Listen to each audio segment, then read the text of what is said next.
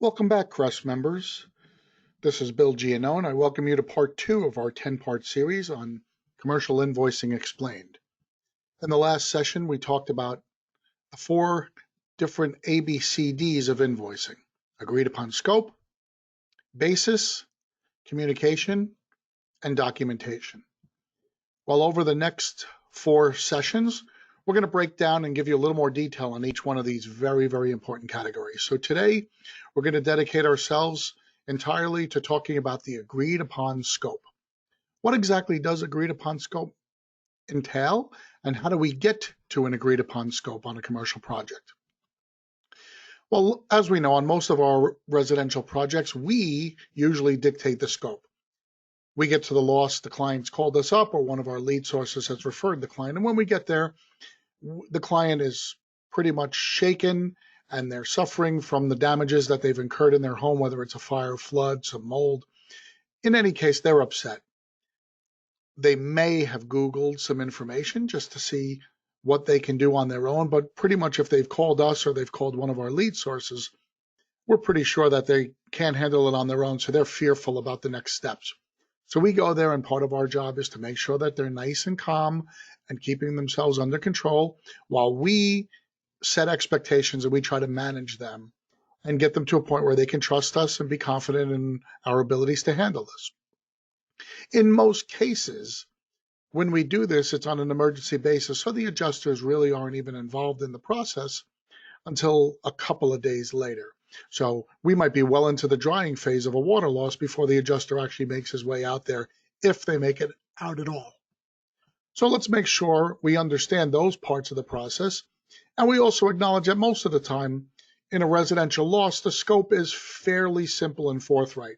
I'm not meaning to undermine or underplay any kind of losses that we may incur, but for the most part, when we see a residential loss, it falls within a fairly narrow range of possibles. I don't want you to think like that on the commercial side. On commercial projects, you have a lot more to consider. Who is the responsible party? Is it the landlord? Is it the tenant? Is it the property manager? Are there business interruption considerations? Does the business have to stop or curtail what they're doing? If it's a manufacturing facility, do they have to stop their manufacturing? If it's a storage or a warehouse facility, do they have to take all the inventory out and stop taking new inventory in? If it's an operating business like a hotel or a restaurant, do they have to cordon off a section of the facility, or do they have to close entirely? Those are very important considerations. And then another one that doesn't happen a lot of times on residential is what are the various limits and buckets of coverage? We're going to cover each one of these in a little more in depth, but these are things that you need to think about right away because it's very important for you to understand these answers to these questions are going to affect how you're going to operate.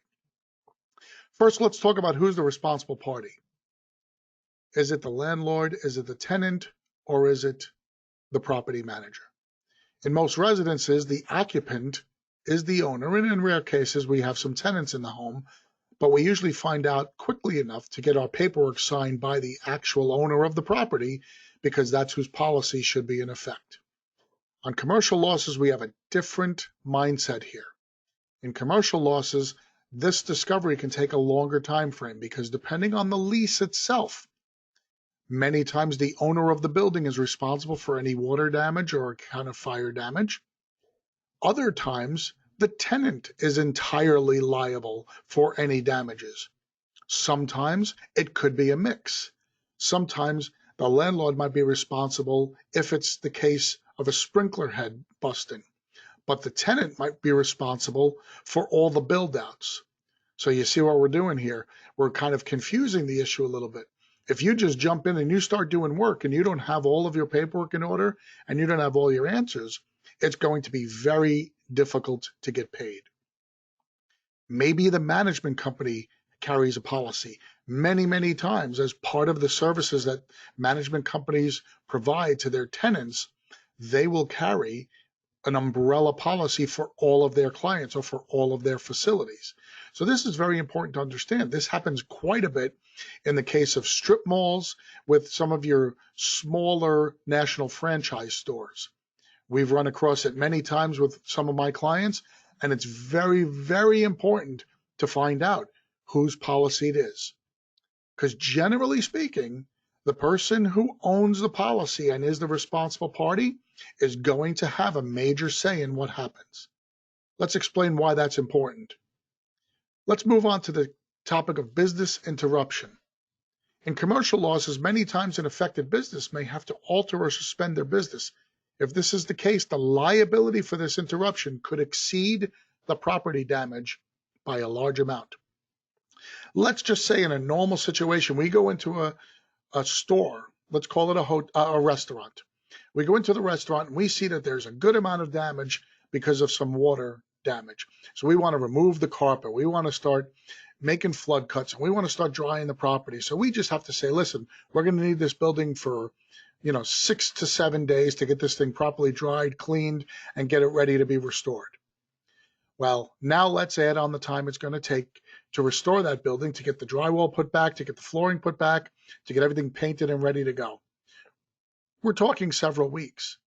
If this is a very active restaurant, something that's busy 7 days a week with lots of different clients, the amount of money that they're potentially going to lose by not being open could far exceed our invoice and the invoice of the restoration contractor who's putting it back. Understand that it's not just enough for us to say, this is what we're going to do.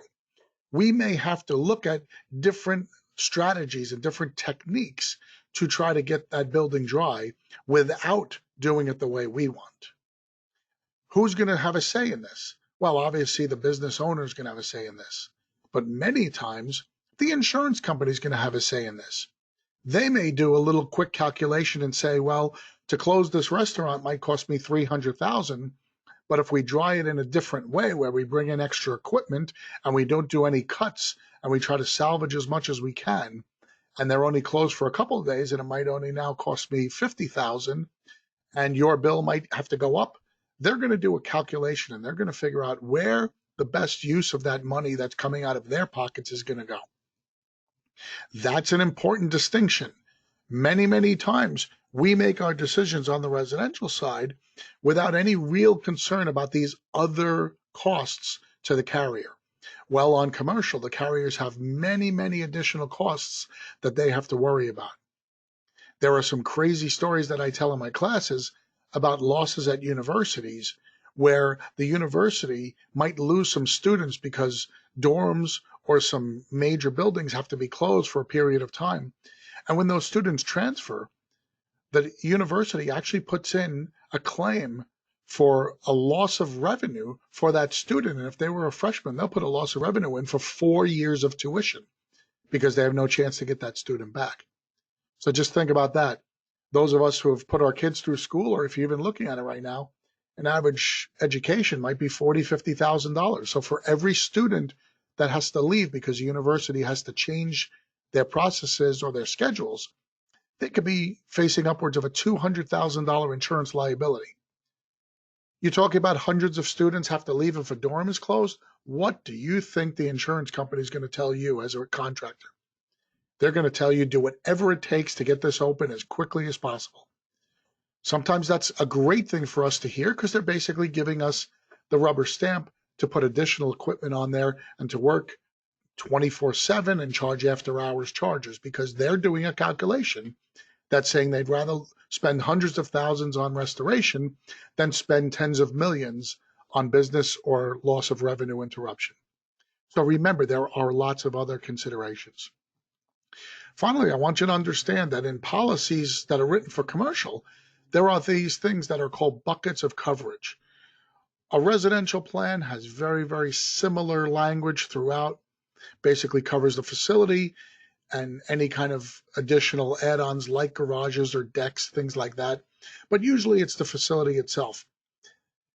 In commercial policies, you have all different types of coverage. I don't want to get too much into this because I don't want you guys having to start thinking about what the policy says. We really should never be involved in interpreting coverage.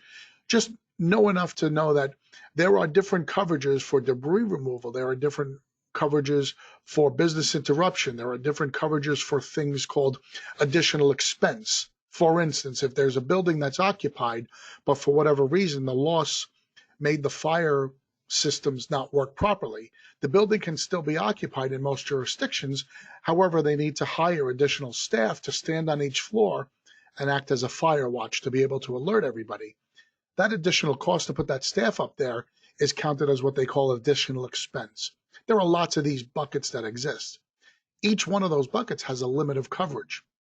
Now, remember what I said before, sometimes the policy is handled by the property manager. In those cases, many times the property manager will have combined policies or umbrella policies that combine many different facilities together.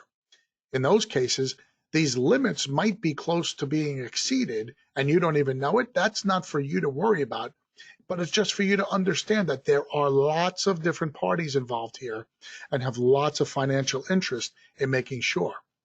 Your owner might be freaking out about your bill, and he's not freaking out about your bill because of the size of your bill, but because of what it does to the rest of his buckets and how it might limit him in other areas of his loss. You don't have any awareness of that, but it's something you need to be sensitive to because these things do happen.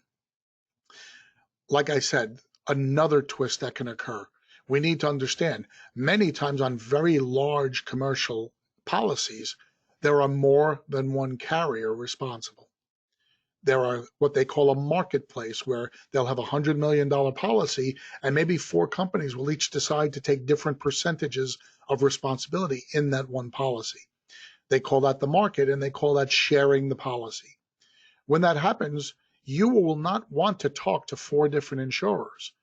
They will probably assign one of those 4 insurers to take the lead, and that person will be responsible for handling that specific claim.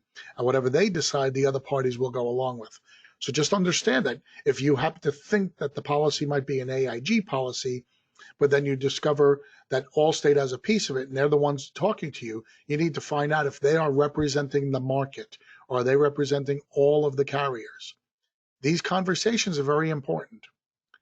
For all of these reasons, it's very, very important that you establish at the very start who the players are. You have to assess the situation and you have to protect yourself. We have an expression that as soon as you show up at a large loss, at a commercial loss, you have to slow down. Our excitement about the size of the loss, we are thinking about how many commas are on this loss and how much can I do with the profits. We're already spending the profits. And it's human nature at this point to maybe push a little bit. I want you to make sure you understand. We can't push. We have to slow down. We have to understand that there are more things to consider than just our mitigation. We have to respect the value of the other parties in the process. The carrier has a lot of value in this process. We can't just blow him off saying he doesn't know what he's talking about and he's looking to cut my bill. He's a very important part of this process because he's dealing with every aspect of this claim, not just our invoice. We have to understand that the owner has vested interest in this and he has much less of an emotional view and much more of a business viewpoint on what gets done. So we can't just say this is what we're doing. We have to put out 1, 2, maybe 3 different plans of action and be willing to work with these other parties in developing this agreed upon scope. And we have to work together with them to get that agreed upon scope. Once we do that, it's very, very simple to start moving forward with our project. Once we know what we're going to do and how we're going to do it, that's the first and most important step in making sure we make the customer happy, we make the carrier happy, and we put money in our pockets. That concludes part 2 of our series. Next time, we're going to talk about establishing a basis. We're going to move on to the B of the ABCDs. I thank you very much for joining us, and I look forward to seeing you next time. Bye-bye.